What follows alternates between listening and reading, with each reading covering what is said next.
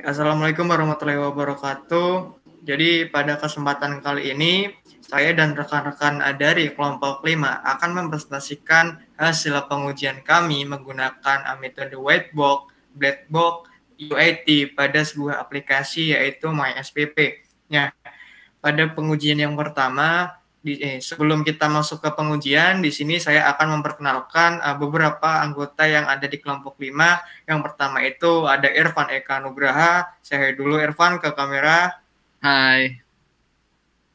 Kemudian ada di sini ada Arya Wijaya. Ya dulu Arya. Selanjutnya ada saya sendiri Putut Budi Tomo, dan selanjutnya ada Saudara Banu Andika. Saya dulu. Oke, kita langsung masuk saja ke di sini. Sebelumnya saya akan menjelaskan aplikasi MySPP itu apa. Di sini jadi MySPP itu merupakan sebuah aplikasi yang digunakan untuk melakukan transaksi pembayaran SPP pada sekolahan SMK Pancasila 2 Jatisrono. Nah, kita langsung saja masuk ke pengujian yang pertama, yaitu whitebox testing. Sebelum lanjut, di sini saya akan menjelaskan sedikit terkait apa itu whitebox testing. Di sini whitebox testing itu merupakan salah satu cara untuk menguji sebuah aplikasi atau software dengan cara melihat modul, kemudian untuk dapat meneliti dan menganalisa kode dari program yang dibuat yang salah atau tidak gitu. Apabila modul ini dan telah diproduksi dalam output yang tidak memenuhi persyaratan, kode akan dikompilasi ulang dan diperiksa lagi sampai mencapai apa yang diharapkan. Jadi singkatnya, whitebox testing ini menguji dengan cara melihat pure kode dari suatu aplikasi atau software yang kemudian diuji tanpa memperdulikan tampilan dari user interface dari aplikasi tersebut. Nah, di sini yang saya ujikan dari whitebox testing ini yang pertama yaitu dari fitur login. Di sini dapat dilihat yang sudah terdapat tampilan login dan source code login. Selanjutnya dari source code tersebut saya gambarkan ke dalam sebuah bentuk flowchart dan flow graph-nya. Di sini saya akan menjelaskan terkait flowchart-nya, flow-nya seperti apa. Di sini di start dimulai dari input username dan password. Kemudian di sini sistem akan melakukan cek user ada atau tidak. Kalau user tidak ada, maka sistem akan menampilkan pesan username atau password salah. Kemudian ketika kondisinya true, sistem akan melakukan cek hak akses. Kalau yang melakukan login itu petugas, maka dia akan menampilkan halaman petugas. Kemudian sebaliknya kalau kondisinya false, di sini sistem akan melakukan validasi lagi apakah yang login itu merupakan kepala sekolah. Kalau true, di sini sistem akan menampilkan halaman kepala sekolah. Sebaliknya kalau tidak, di sini sistem akan menampilkan halaman siswa. Di sini flow graph-nya dapat dilihat. Nah, dari flow graph yang didapatkan di sini didapatkan jalur independen yang dimana terdapat ada 4 buah jalur independen. Yang pertama itu dari pad 1 itu ada jalur dari node 1, 2, 3, 4, 5, 7, 8, 9, 11, 13, dan 14. Kemudian yang pad kedua yaitu nomor 1, 2, 3, 4, 5, 7, 8, 9, 11, 12, dan 14. Kemudian yang ke pad yang ketiga, di sini ada nodes dari nomor 1, 2, 3, 4, 5, 7, 8, 9, 10. Dan yang pad keempat yaitu 1, 2, 3, 4, 5, dan 6. Di sini untuk mengetahui kompleksiti siklometriknya, kita bisa menggunakan salah satu dari 3 cara berikut. Yang pertama, jumlah region dari grafik alur mengacu siklometrik. Di sini yang kedua, kompleksitas siklometrik FG untuk grafik alur G didefinisikan sebagai FG sama dengan E dikurangi N ditambahkan dengan 2, di mana G dan E merupakan jumlah node. Kemudian yang ketiga, kompleksitas siklometrik FG untuk grafik alur G didefinisikan sebagai FG sama dengan P ditambahkan dengan 1, di mana P merupakan jumlah predikat nodes yang diisikan dalam grafik alur G. Simpul predikat adalah penggambaran suatu node yang memiliki suatu atau lebih inputan dan lebih dari satu output. Nah, berdasarkan dari flow graph yang udah dijelaskan tadi, maka kompleksitas siklometriknya dapat dihitung sebagai berikut.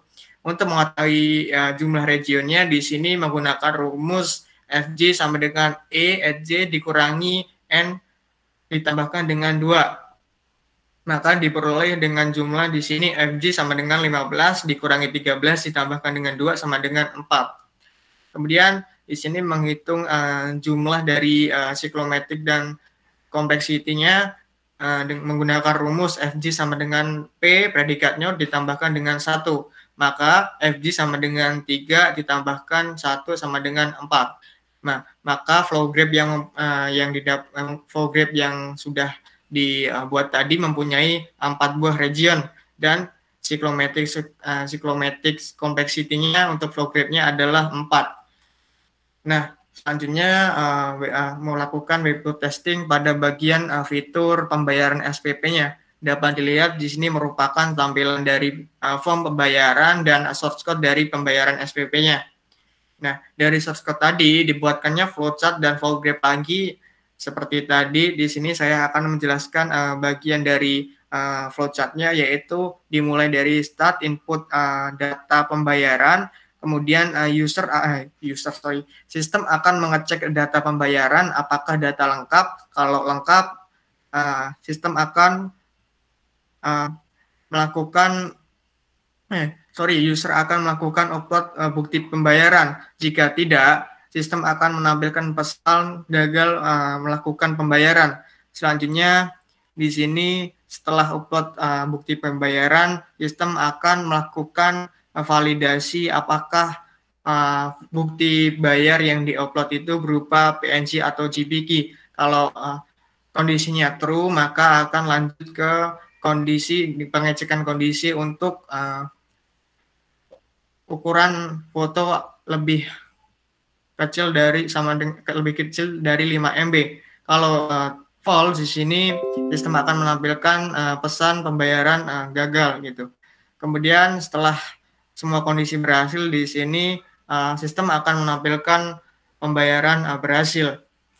Selanjutnya di sini untuk menghitung siklometrik dan kompleksitinya berdasarkan flow graph, maka jalur independen yang dia dapat yaitu terdapat 4 buah jalur. Di sini yang pad pertama yaitu 1, 2, 3, 4, 6, 7, 8, 10, 12, 11, 13, 14. Kemudian yang pad kedua sama dengan 1, 2, 3, 4, 7, 8, 10, dan 11.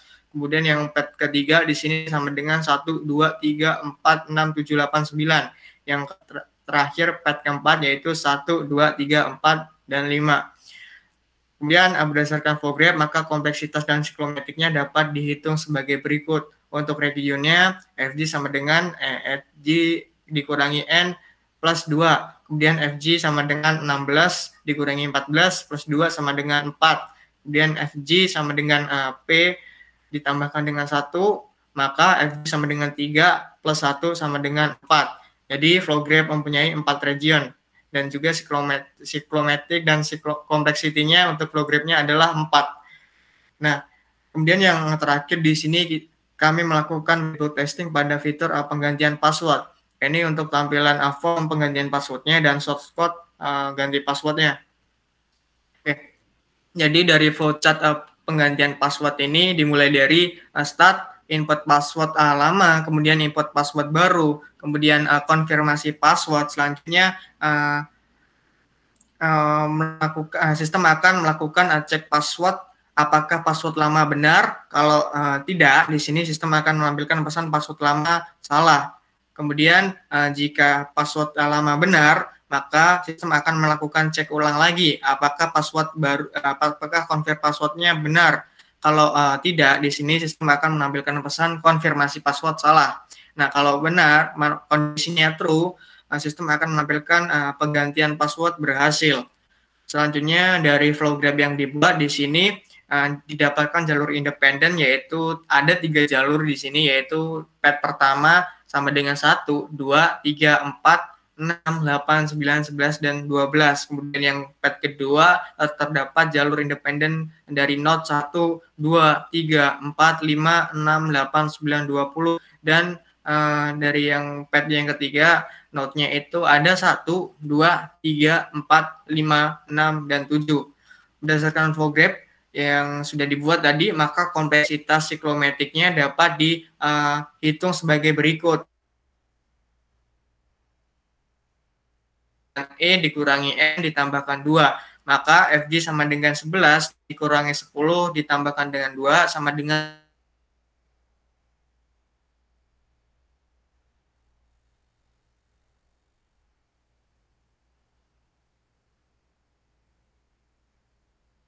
bahkan dengan 1 sama dengan 3. Maka flow graph mempunyai 3 region dan kompleks siklometrik dan kompleksitinya untuk flow graph-nya adalah 3.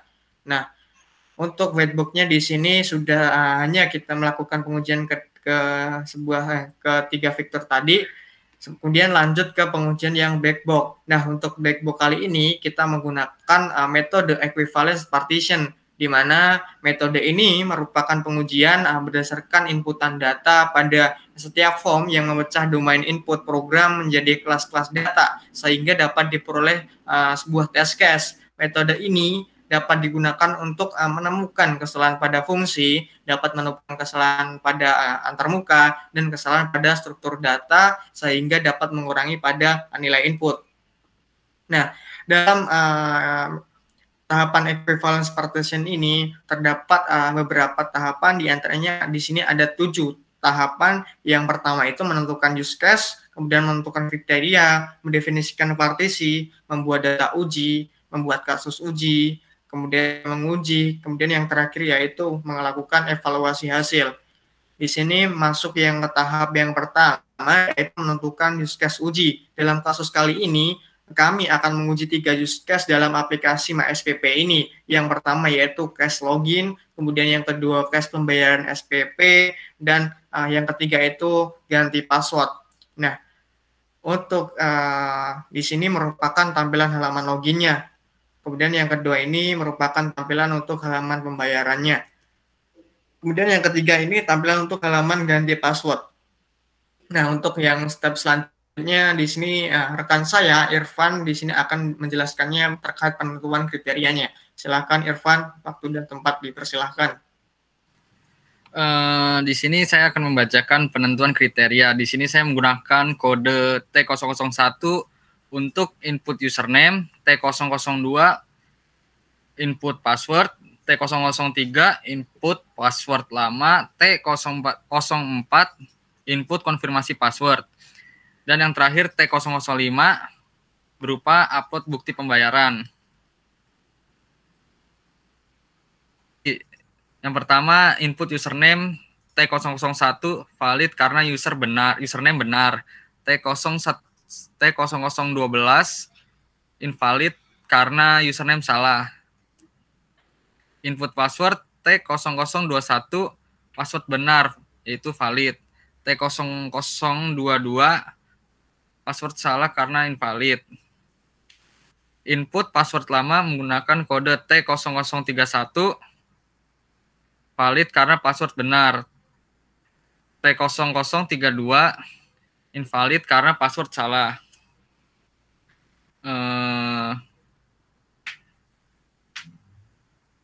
Terus input konfirmasi password T0041 konfirmasi password benar adalah valid. T0042 invalid karena konfirmasi password salah. Upload bukti bayar menggunakan T0052 lebih dari 5 MB adalah invalid. T0051 yaitu file kurang dari 5 MB adalah valid. T0053 file JPG atau PNG adalah valid. T0054 invalid karena bukan JPG atau PNG.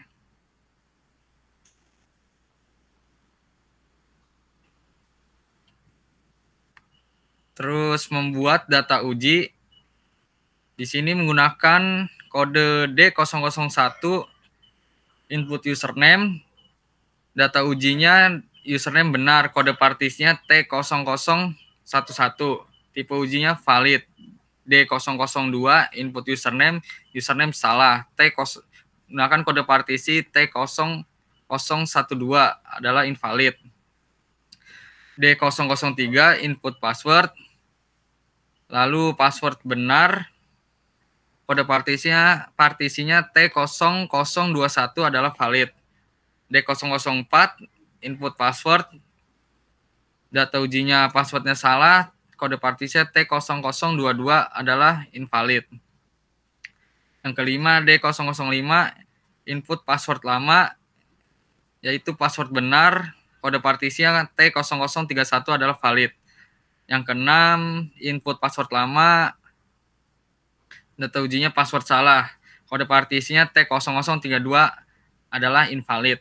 D007 input konfirmasi password, data ujinya konfirmasi password benar, kode partisinya T0041 adalah valid.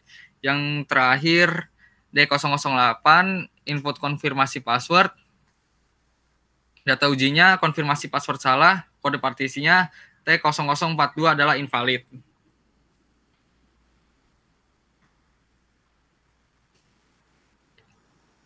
D009 adalah upload bukti bayar file kurang dari 5 MB menggunakan kode partisi T0051 adalah valid. D0010 upload bukti bayar file lebih dari 5 MB menggunakan kode partisi T0052 adalah invalid. D011 upload bukti bayar file JPG atau PNG menggunakan kode partisi T0053 adalah valid. Yang terakhir, D012 upload bukti bayar bukan PNG atau JPG menggunakan kode partisi T0054 adalah invalid.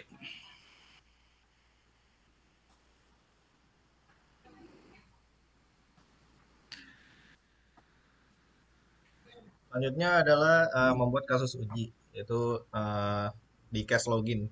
Nomor kasus ujinya adalah TC10, data ujinya adalah input username dengan kode partisi D001, tipe ujinya valid. Kemudian ada kasus uji dengan kode TC11, data ujinya input username dengan kode partisi D002, tipe ujinya invalid. Kasus uji dengan kode TC12, input password, kode partisinya D003, tipe ujinya valid. Kemudian ada TC13, input password, kode partisi D004, tipe ujinya invalid.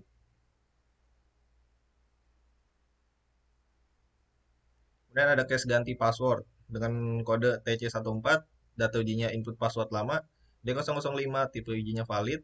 Kemudian ada kode TC15, input password lama D006, tipe ujinya invalid.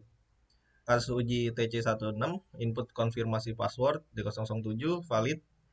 Kasus uji TC17, input konfirmasi password D008, invalid. Kemudian di case pembayaran, upload bukti bayar. Dengan kode TC18, upload bukti bayar. D009, tipe ujinya valid. Dengan kode TC19, upload bukti bayar. D010, invalid. Kasus uji TC20, upload bukti bayarnya D011, valid. Dengan kode TC21, upload bukti bayarnya D012, invalid. Kemudian lanjut ke step pengujian, yaitu input username dan password benar di form login dengan username 2020081018, passwordnya 123, dan hasilnya, outputnya login berhasil. Kemudian ada input username dan password salah dengan username 2020081018, tapi passwordnya 123456. Akan menampilkan alert password atau username salah di form login. Lanjut. Kemudian ada case ganti password.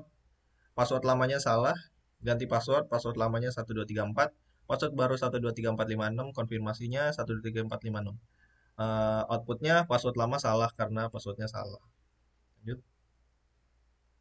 Ganti password, password lamanya benar, yaitu 123, password barunya 123456, konfirmasinya 123456. Outputnya password berhasil diganti. Ganti password, tapi konfirmasi passwordnya salah. Password lamanya 123456, password barunya 123, konfirmasi 1234. Konfirmasi outputnya konfirmasi password salah karena keduanya berbeda. Ganti password, konfirmasi password benar. Password lamanya 123456, password baru 123, konfirmasinya 123. Outputnya password berhasil diganti. Kemudian ada pengujian di upload bukti bayar. Upload filenya kurang dari 5 MB. Outputnya data siswa berhasil melakukan pembayaran. Tunggu konfirmasi dan dari petugas. Kemudian ada upload file dengan ukuran filenya lebih dari 5 MB. Outputnya data siswa gagal melakukan pembayaran karena lebih dari 5 MB. Kemudian ada case upload file bentuk JPG atau PNG, outputnya data siswa berhasil melakukan pembayaran, tunggu konfirmasi dari petugas. Nah, ada case upload file selain JPG atau PNG di sini kami menggunakan .svg. Dengan outputnya data siswa gagal melakukan pembayaran. Di sini saya akan membacakan evaluasi hasil uji. Menggunakan kode EV01, nomor uji TC11, outputnya gagal login.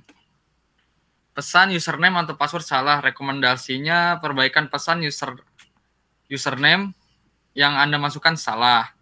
Yang kedua, EV02. Gunakan nomor uji TC13.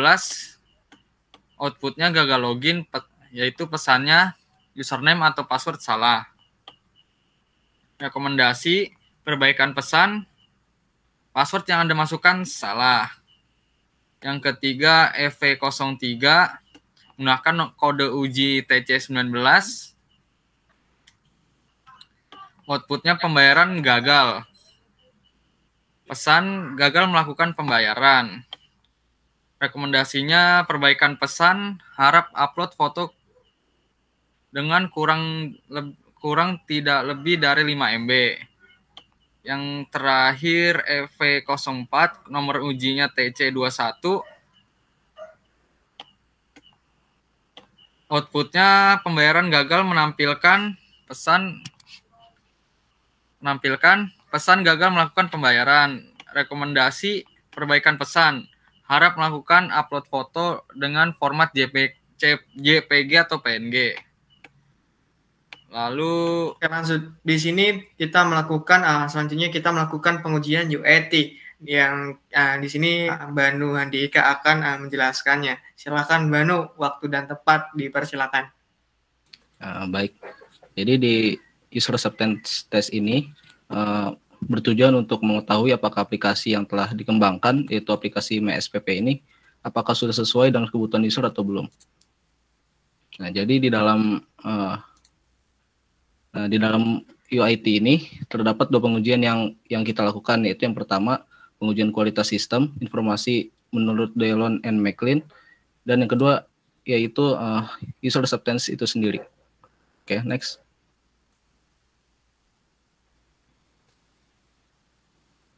Selanjutnya berikut adalah kriteria penilaiannya yang terdiri dari 6 komponen, yaitu sistem quality dengan kuesionernya. Saya dapat menggunakan sistem secara mudah dan tidak perlu waktu lama. Dan komponen selanjutnya itu information quality yang memiliki kuesionernya, itu saya mendapatkan informasi yang lengkap sesuai dengan kebutuhan. Lalu komponen service quality dengan kuesionernya saya merasa nyaman dan mudah dalam menggunakan sistem. Lalu komponen system use dengan kuesioner dalam sehari lebih dari 1 kali saya mengakses sistem. Lalu komponen user satisfaction dengan kuesionernya saya puas dengan informasi yang saya dapat dalam sistem ini. Lalu komponen net benefits, yaitu saya merasa dimudahkan dengan adanya sistem ini. Nah, setelah itu ada kriteria jawabannya dengan pilihan A, B, C, dan D. A itu sangat setuju, B itu setuju, C itu kurang setuju, dan D itu tidak setuju. Oke, next.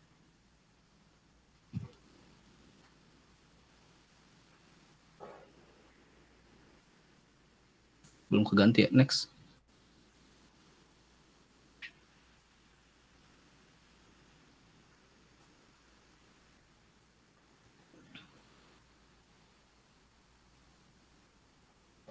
Nah, berikut adalah tabel hasil pengamatannya, yang dimana di komponen yang pertama itu kita dapatkan responden menjawab 80% sangat setuju dan 20% setuju.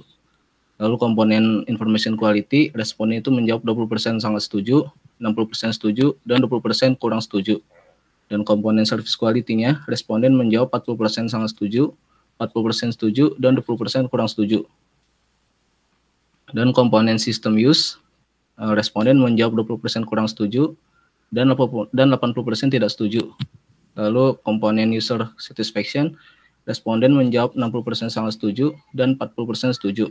Lalu komponen yang terakhir yaitu net benefits, responden menjawab 40% sangat setuju, 40% setuju, dan 20% kurang setuju. Next.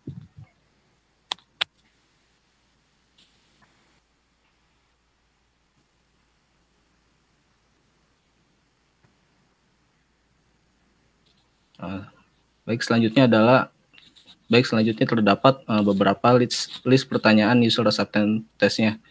Yaitu yang pertama, apakah aplikasi ini memiliki tampilan yang menarik? Lalu ada apakah menu dan fitur pada aplikasi ini mudah digunakan? Lalu ada apakah informasi yang disediakan oleh aplikasi sangat mudah dimengerti? Lalu ada pertanyaan, apakah aplikasi ini mudah dioperasikan?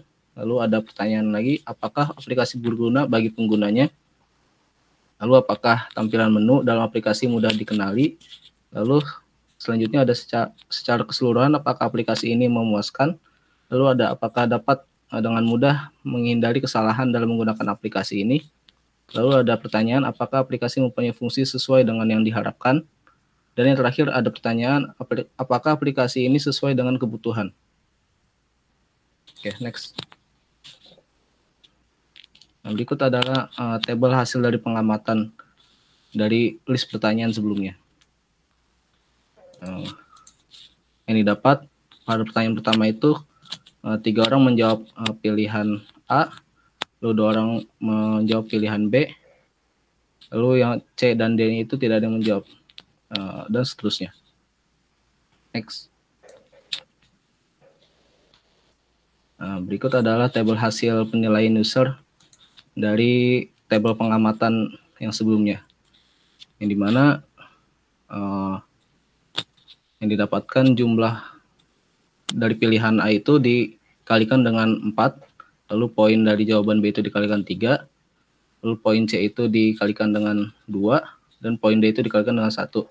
Yang didapat, pertanyaan 1 mendapatkan 18 poin, pertanyaan 2 mendapatkan 17, pertanyaan 3 mendapatkan 15 poin, dan pertanyaan keempat mendapatkan 13 poin, kelima 15 poin, ke-6 16 poin, ke-7 15 poin, ke-8 11 poin, ke-9 15 poin, dan ke-10 13 poin. Nah, di samping itu ada hasil analisa yang didapatkan dari penjumlahan dari jumlah poin yang didapatkan. Sampingnya lagi ada persentase dari analisa itu sendiri. Yang didapatkan totalnya itu mencapai 59,2%. Next. Nah, jadi berdasarkan tabel hasil penilaian UIT sebelumnya, dapat disimpulkan bahwa hasil analisa hasil analisa aplikasi sistem informasi MSPP ini secara fungsional diterima oleh pengguna dengan bobot 59,2%. Next. Mungkin itu saja presentasi dari kelompok kami yang sudah melakukan pengujian sesuai yang urutan tadi dari white box testing dan black box testing, kemudian UIT yang menggunakan metode Maclean dan Dillon tadi. Kurang lebihnya mohon dimaafkan. Wassalamualaikum warahmatullahi wabarakatuh.